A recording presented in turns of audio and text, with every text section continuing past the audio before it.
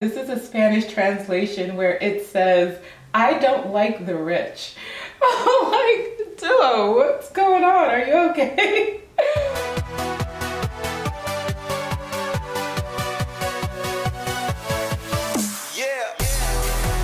Hi, my name is Fiona Gomo, aka Techie Supreme, your supreme source on all things tech, and today I am continuing my special series where I blend technology and astrology. And now it is Sagittarius season, so I'm going to be talking about something that is associated with technology and the zodiac sign of Sagittarius. I don't know if you can see behind me, but the thing we're going to be talking about today that is associated with Sagittarius is the language app Duolingo. So I saw a tweet the other day that said that Duolingo started up on November 30th, so that's a bit of an anniversary for the app. So that is Sagittarius season, so I decided that this is going to be my Sag profile, and kind of just looking at the associations was super fun. I personally use Duolingo to study French and Spanish, so I'm very familiar with the app, and I know a lot of other people are as well. So and it's really fun. It's a really fun app in terms of just kind of ease and stuff like that. But like I said, just the overarching idea of Sagittarius, I feel like is very indicative in exactly what the exact intent of the app. So for those of you that don't know, the sign of Sagittarius, the energy of Sagittarius is very much associated with knowledge and learning and expansion. We talked a little bit in the previous video about the Sagittarius area of the internet's birth chart, if you will. And I talked a lot about that, but here this is the actual sun sign. So for this video, I don't have a full chart. We're just focusing on the sun sign, or the main zodiac sign. So like when someone says, what's your sign? This is that sign for Duolingo. The core of it is learning and gaining knowledge, and that is pretty much the basic premise of Sagittarius. After that, I would say is optimism. That's another really big aspect of Sagittarius.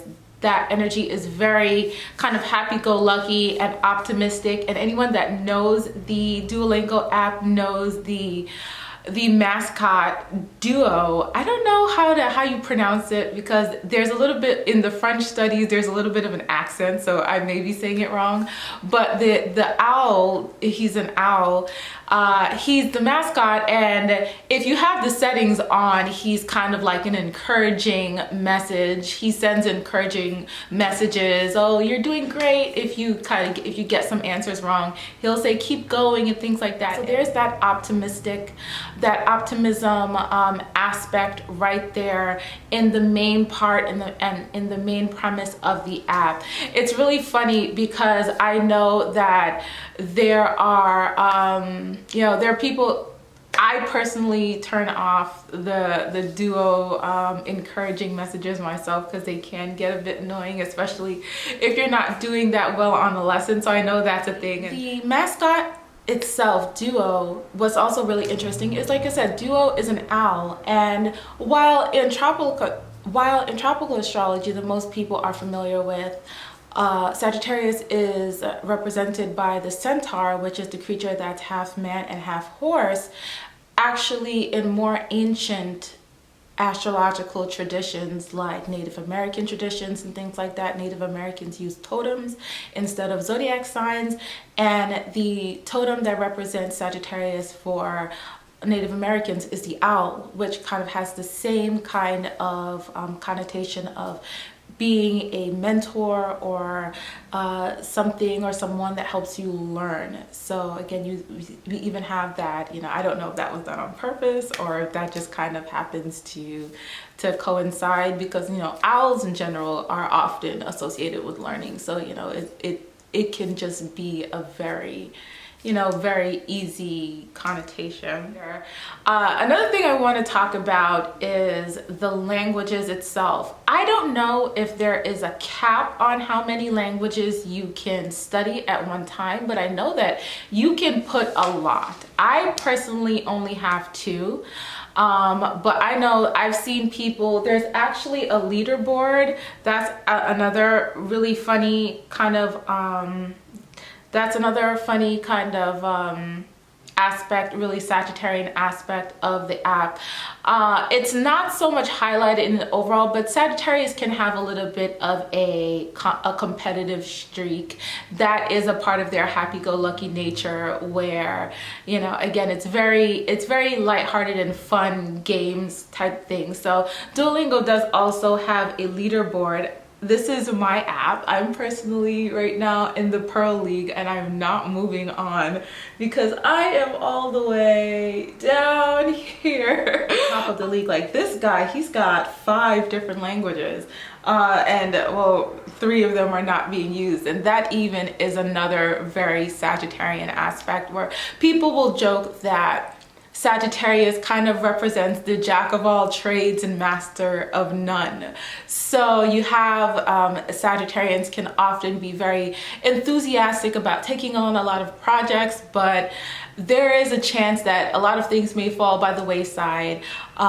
They might, forget about something. They might, or things that are not as interesting to them, they might let that go. And eventually they'll get on a track where they're interested in something, kind of like I said, kind of like me and participating in the league leaderboards. When I'm like, oh well, I want to get to the next league, I'll really put in the effort to do a lot of lessons for that day, for that week, and if I don't make it, I'm not happy, but you kind of have to get over it. That's kind of what happened to me. I was like, okay, I'm just going to do I'm gonna do lessons every day. And then on that weekend, I was literally on the app the whole weekend. I'm pretty sure that's all I did.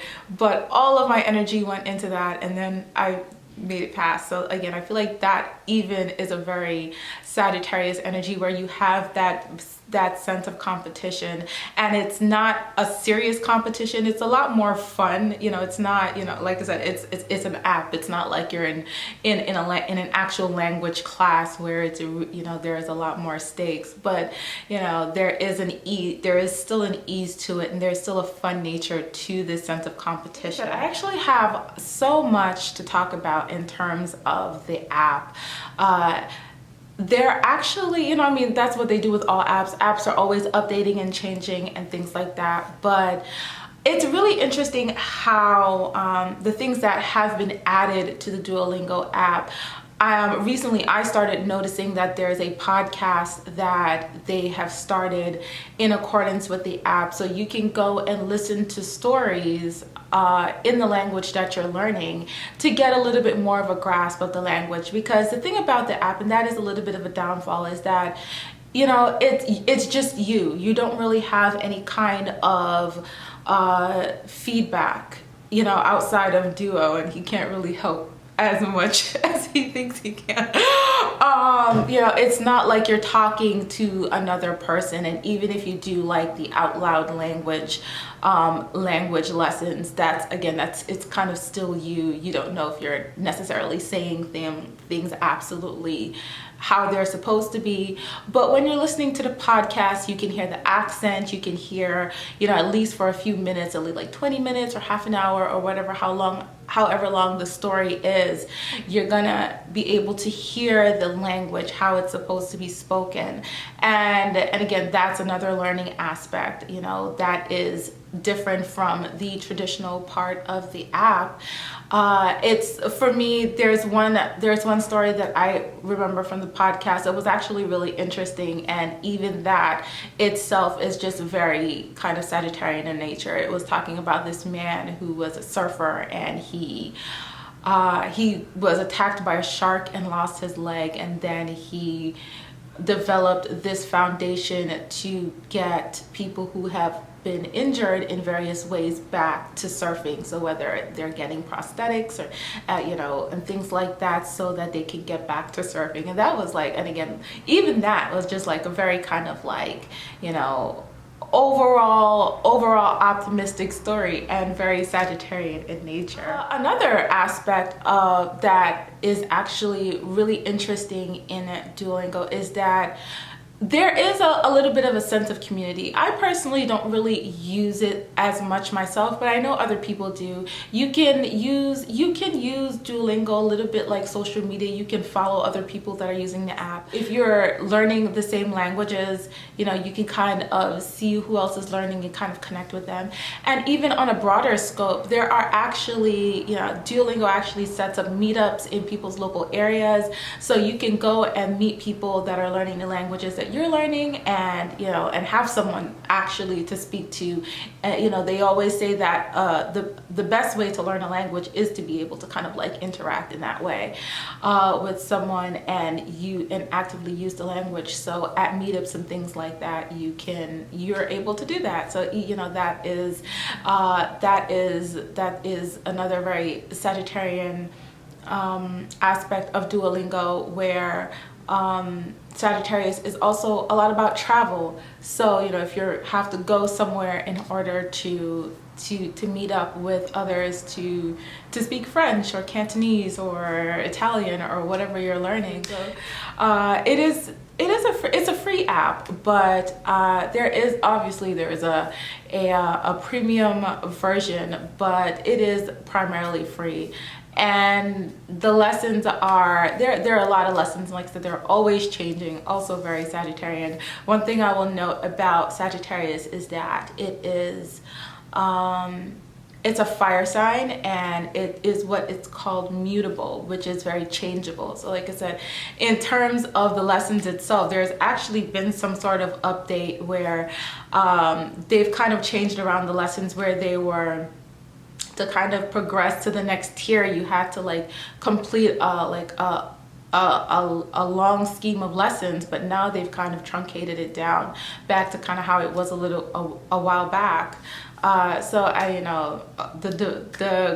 the Duolingo developers are always hard at work. There is also a pretty big social media presence of Duolingo on like Twitter and stuff like that. I've got my computer here because even that, like I said, if you go on Twitter, so if you go on the actual Duolingo app, there's a ton of stuff. They show a lot of, if we can see here, they show a lot of things of how Duolingo is used. There's a lot of kids, schools that use Duolingo. They talk to, they post things of celebrities and people and the different kind of more unique languages. They have things like Klingon, they have languages from Game of Thrones and things like that. And they talk about how there are more people learning languages like Irish and Gaelic than there are actual native speakers of those languages. So the Twitter itself, the official Twitter is actually, it has that very similar optimistic spin to it. But then there is another side, and this is the most hilarious thing, one of the most hilarious things I've ever seen on the internet personally. So this Twitter account is called Ish Duolingo Says. You can translate that for yourself, and it is hilarious where the things that you have, the sentences that you have to translate, honestly, and I've seen them in my lessons as well, where Duolingo really says some really outlandish stuff. Like this one says, I don't know what language this is, maybe it's German, I'm not sure, but it's translating. The English translation says, I don't like your girlfriend. And this woman is translating French, and the translation of the sentence is, you drive badly and you are dangerous. And the woman says, rude, Duolingo. So like I said, it's really funny. You get a lot of kind of like sarcastic and kind of existential comments from Duolingo in the lessons, and even that is just, oh my gosh. Oh, this was the one that I was looking at. This is a Spanish translation where it says, "I don't like the rich." I'm like, Duo, what's going on? Are you okay?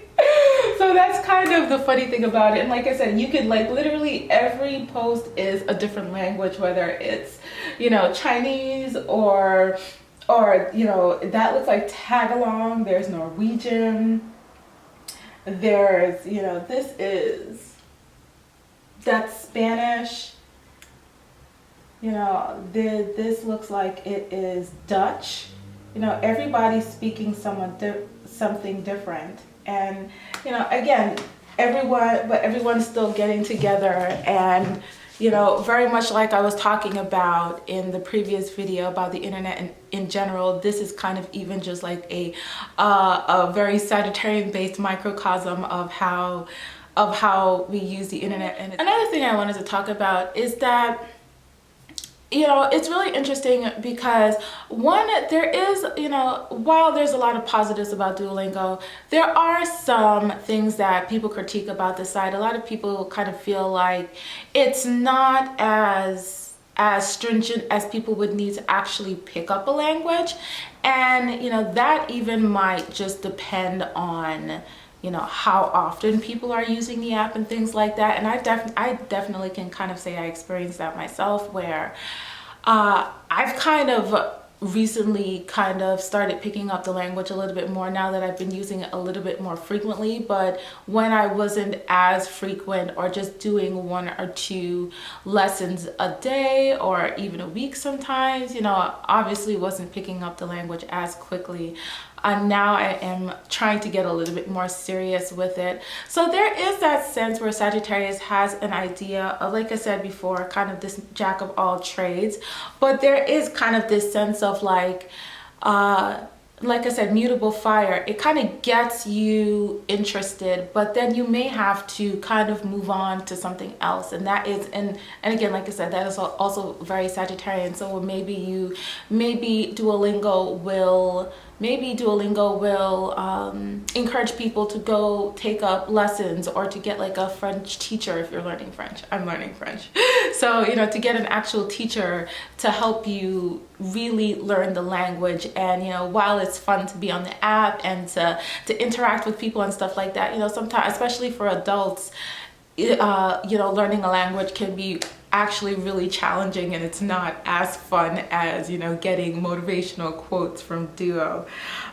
So like I said, I feel like that is another aspect where, while you can kind of have that, and, you know, I'm sure, you know, if people really dug down and put in the work, they could actually learn the language. But it might be even that is the optimistic motivation to move on and get a bit more serious about